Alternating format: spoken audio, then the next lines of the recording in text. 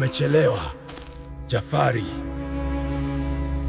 Muhtasari wa hadithi. Simulizi hii inamhusu Jafari, kijana anayepambana na hali ngumu ya maisha mitaa ya Manzese, Dar es Salaam. Akiwa amezungukwa na umaskini uliopitiliza, Jafari anajikuta akiingia kwenye mtego wa tamaa baada ya kukutana na mtu wa siri mtandaoni anayemwahidi utajiri wa Freemason. Baada ya kiapo cha damu na kupewa pete ya jicho la dhahabu, Jafari anageuka kuwa bilionea wa kutisha ndani ya usiku mmoja. Anasahau asili yake, anadharau utu na kuanza kuishi maisha ya anasa yaliyopindukia. Hata hivyo, utajiri huo una masharti magumu. Kila Ijumaa ya kwanza ya mwezi lazima afanye tambiko la damu na haruhusiwi kukanyaga nyumba yoyote ya ibada. Siku ya maafa inafika pale Jafari, akiwa amelewa sifa na madaraka, anapovunja sharti la wakati. Adhabu yake si kufilisika tu, bali ni kuanza kuoza kwa mwili wake akiwa hai. Simulizi inafuatilia mateso yake makali, kukataliwa na jamii na jinsi utajiri wake unavyogeuka kuwa simanzi mpaka anapofikia hatua ya kuteketea kabisa na kufutika katika uso wa dunia, akiacha fundisho kuu kuwa mali ya giza inaishia gizani. Sehemu ya kwanza. Harufu ya umaskini. Jafari alikuwa ameketi juu ya kigoda kilichovunjika mguu mmoja, akitazama mchirizi wa maji machafu uliokuwa unapita mbele ya chumba chake kule Manzese Midizini. Harufu ya vyoo vilivyofurika na moshi wa kuni uliokuwa unachoma mapafu yake haukuwa kitu kipya kwake. Umaskini ulikuwa umemvaa kama ngozi yake mwenyewe. Huu sio maisha, Jafari alinong'ona, sauti yake ikitetemeka kwa hasira. Mungu, mbona wengine wanazaliwa na vijiko vya dhahabu, mimi nimezaliwa na kijiko cha vumbi? Jafari alikuwa na umri wa miaka 26, lakini sura yake ilionekana kama ya mzee wa miaka 40 kwa sababu ya mawazo. Kila asubuhi aliamka kwenda sokoni kubeba magunia ya mahindi, lakini pesa aliyopata haikutosha hata kununua kilo ya nyama. Alichoka kuchekwa na wasichana wa mtaani. Alichoka kuvaa shati moja lililopauka kanda za mikono. Siku hiyo, akiwa ameshika simu yake yenye kioo kilichopasuka, aliona ujumbe wa ajabu kwenye Facebook Lite. Ulikuwa ni ujumbe kutoka kwa mtu aliyejiita Master Solomon. Picha ya wasifu, profile, ilikuwa ni nembo ya pembe tatu yenye jicho katikati. Je, umechoka kuitwa maskini? Je, unataka heshima, nguvu na utajiri usioisha? Freemason inafungua milango kwa wenye uthubutu tu. Usiwe mtumwa wa umaskini wakati ulimwengu ni wako. Jafari alimeza mate. Moyo wake ulianza kupiga kwa kasi kama ngoma ya harusi. Alijua hadithi za kutisha kuhusu vyama hivi, lakini njaa tumboni mwake ilikuwa na sauti kubwa kuliko hofu moyoni mwake. Alijibu ujumbe ule kwa mikono inayotetemeka. Niko tayari kufanya lolote. Dakika 2 hazikupita, simu yake ilianza kuita. Namba ilikuwa ngeni, ndefu na haionyeshi nchi ilikotoka. Halo, Jafari alipokea. Jafari, sauti ya upande wa pili ilikuwa nzito, yenye mamlaka na iliyopoa kiasi cha kutisha. Tunajua kila kitu kukuhusu. Tunajua unavyolala njaa. Tunajua unavyotamani gari la kifahari la yule tajiri unayembebea mizigo. Usiku wa leo, saa 8 kamili, lori jeusi litakupitia hapo Manzese. Usiambie mtu yoyote. Kama unataka maisha mapya, ingia. Kama unataka kufa maskini, baki chumbani kwako. Simu ilikatika. Jafari alibaki ameduaa. Saa 8 ya usiku, alitazama chumba chake chenye harufu ya unyevu na mende waliokuwa wanatambaa ukutani. Alifikiria kesho yake, kubeba magunia tena, matusi ya msimamizi wa soko na njaa. Nitakwenda, alisema kwa sauti ya kishujaa iliyojawa na tamaa. Usiku ule, Baridi ya Manzese ilikuwa kali kuliko kawaida. Mbwa walikuwa wanatoa milio ya huzuni, ishara ambayo wazee husema ni kuona vifo.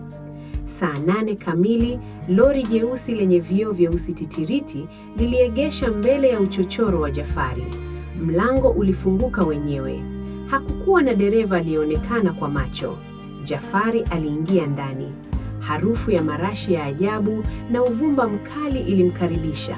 Safari ya kuelekea kusikojulikana ilianza, na hapo ndipo Jafari alipoyauza maisha yake kwa Shetani bila kujua kuwa mkataba wa damu hauna kifutio.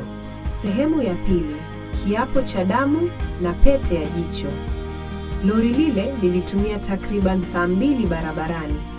Jafari alijaribu kutazama nje, lakini vioo vilikuwa vyeusi kiasi kwamba hakuona hata taa za barabarani.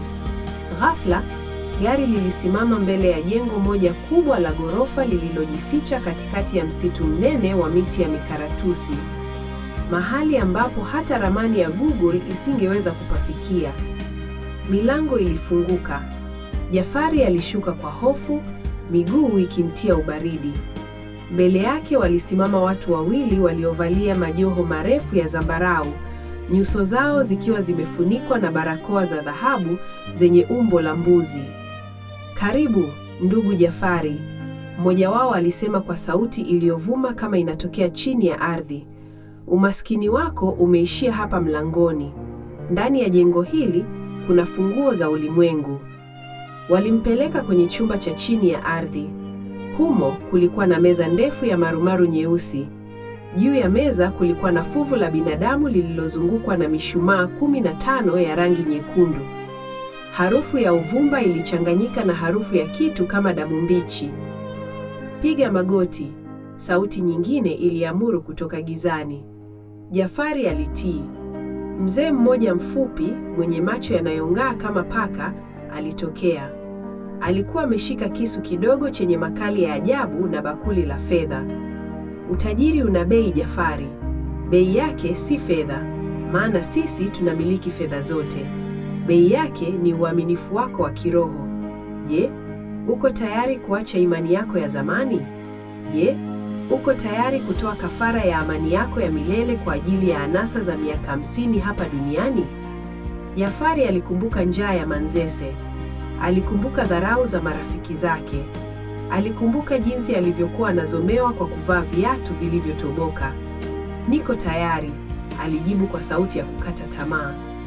Mzee yule alimshika mkono wa kushoto Jafari na kumchanja kidole cha shahada. Damu ilianza kutiririka ndani ya lile bakuli. Kisha mzee alichukua pete ya dhahabu yenye jiwe jekundu la thamani ambalo ndani yake kulikuwa na mchoro wa jicho moja linaloonekana kurembesa. "Vaa pete hii. Hiki ndicho kitambulisho chako. Jicho hili litaona kila fursa ya pesa duniani.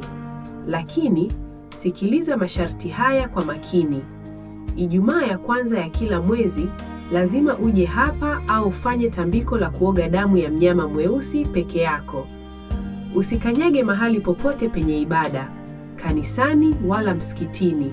Ukisikia sauti ya adhana au kengele, ziba masikio yako.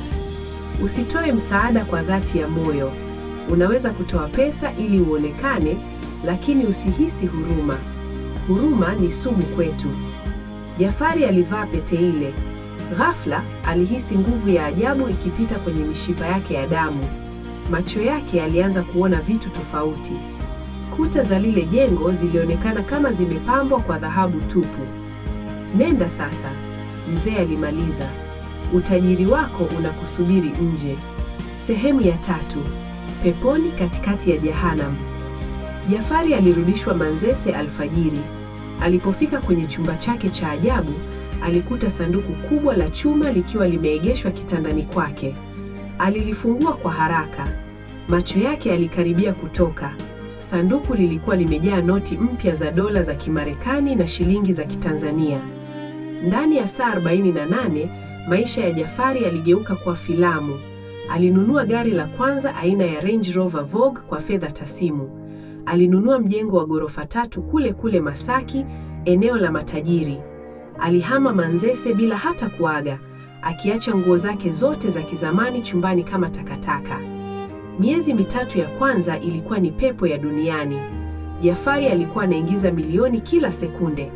Alifungua makampuni ya mafuta, akamiliki meli, na kila biashara aliyogusa iligeuka kuwa dhahabu. Alianza kuitwa Mheshimiwa Jafari. Alizungukwa na warembo wa kila aina. Alikunywa mvinyo ambao chupa moja ilikuwa na thamani ya mshahara wa mwaka mzima wa kule Manzese. Alikuwa na walinzi 6 waliomzunguka kila alipoenda. Jafari alijiona kuwa amefika kilele cha mafanikio. Lakini ndani ya moyo wake kitu fulani kilianza kufa. Kila alipomwona maskini akiteseka barabarani, badala ya kuhisi huruma, alihisi kichefuchefu na dharau. Alianza kuwa mkatili. Aliwafukuza kazi wafanyakazi wake kwa makosa madogo. Alianza kuwa na kiburi kilichovuka mipaka ya binadamu. Siku moja, mama yake mzazi alimtafuta kutoka kijijini. Alikuwa mgonjwa sana na anahitaji msaada wa matibabu. "Mwanangu Jafari, nimepata habari umekuwa tajiri. Nisaidie, kifua kinanibana," mama yake alilia kwa simu. Jafari akiwa ameketi kwenye kiti chake cha ngozi na glasi ya whisky mkononi, alijibu kwa ubaridi, "Mama, kila mtu anapambana na hali yake.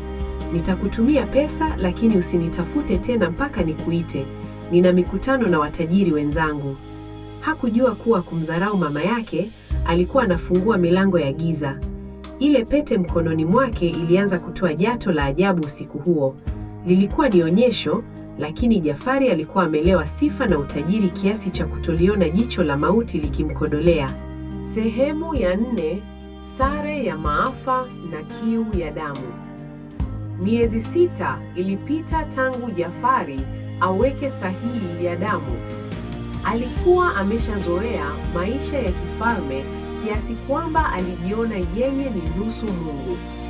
Masharti ya yule mzee yalianza kuonekana kama mzigo mdogo usio na maana. Kwani nini kitatokea nisipooga damu siku moja? Alijiuliza moyoni kwa kiburi. Ijumaa ya kwanza ya mwezi wa 7 ilifika. Ilikuwa ni siku ya sherehe kubwa ya kuzaliwa kwa binti wa mshirika wake mkuu wa kibiashara kule Dubai.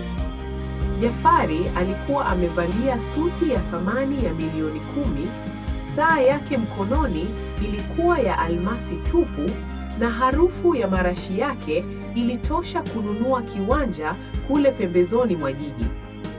Alikunywa mvinyo wa gharama, akacheza muziki na kuzungukwa na wanawake wazuri. Saa 12 jioni ilipofika, muda ambao alipaswa kuwa ameshaandaa mnyama mweusi kwa ajili ya tambiko, Jafari alikuwa amelewa sifa.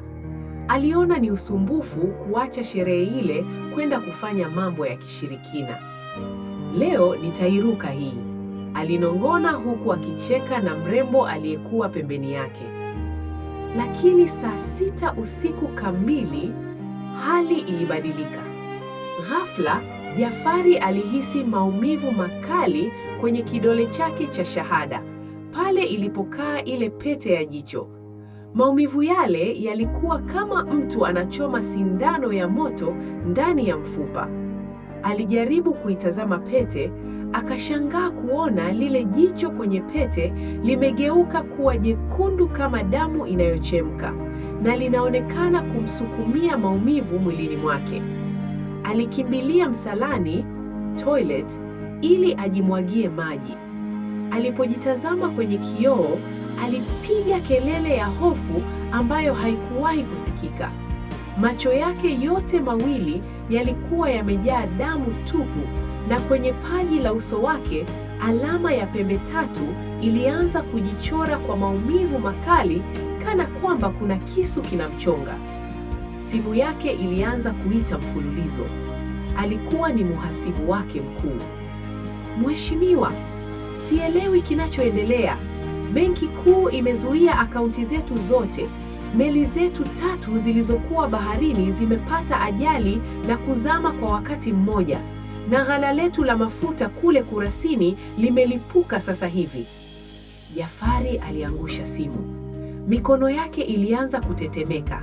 Maumivu ya kidole yalizidi na ghafla harufu mbaya sana, harufu ya mzoga uliokaa siku 7 ilianza kutoka kwenye kinywa chake. Kila aliyekuwa nje ya mlango wa choo alianza kukohoa. Kuna nini humu ndani? Harufu gani hii? Watu walisikika wakilalamika. Jafari alijua. Mkataba ulikuwa umeanza kudai fidia. Sehemu ya 5. Mwili kuoza na kukataliwa.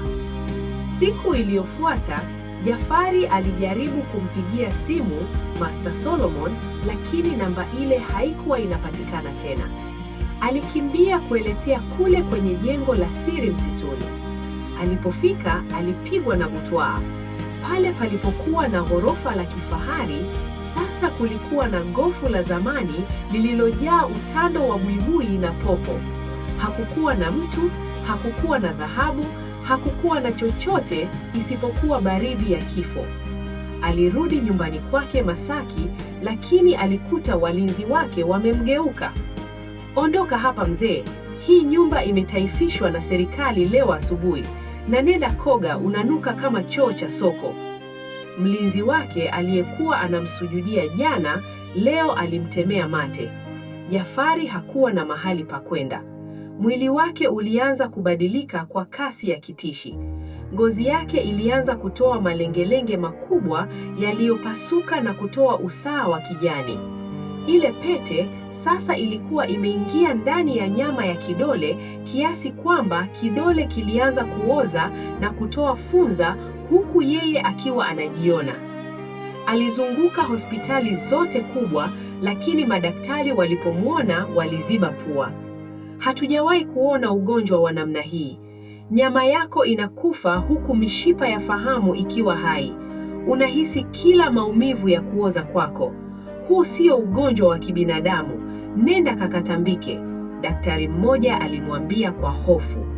Jafari alijikuta akitembea barabarani kama omba-omba.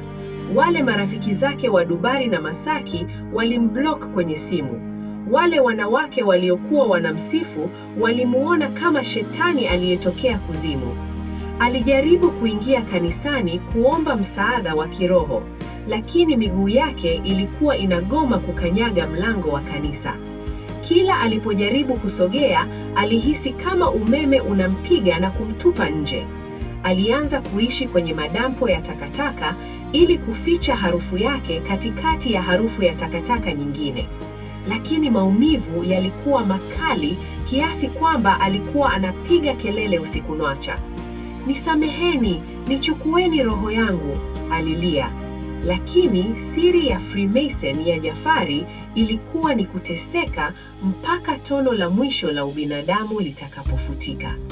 Alianza kula mabaki ya chakula majalajala, huku funza wakisambaa kutoka kwenye kidole chake kuelekea mkononi na kifuani.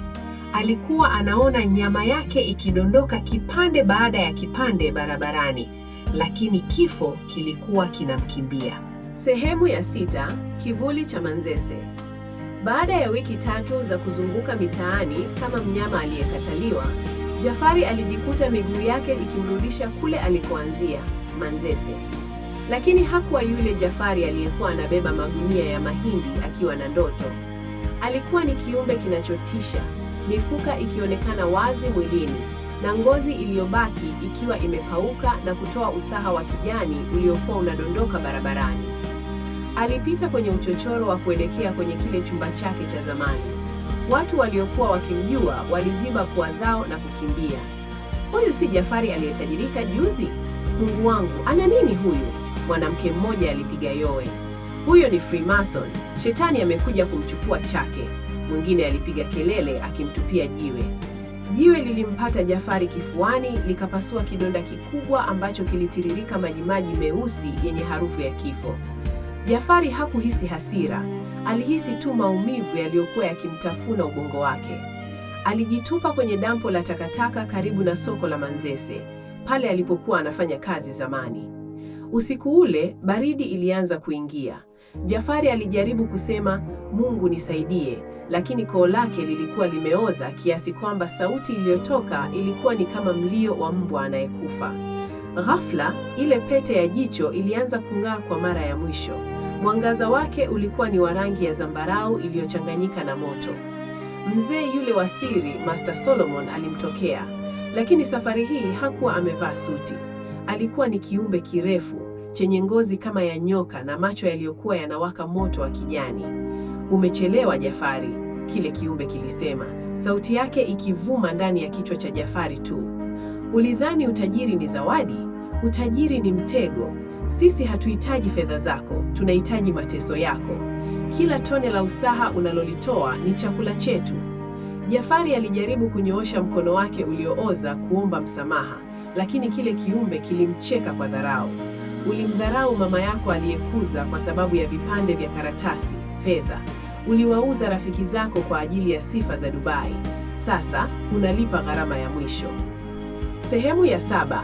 Hitimisho: kuteketea na kufutika. Ilipofika saa 8 kamili ya usiku, saa ile ile ambayo lori jeusi lilimchukua miezi kadhaa iliyopita, tukio la ajabu lilitokea mbele ya dampo la Manzese. Jafari alianza kuwaka moto, lakini hakuwa moto wa kawaida wa kuni.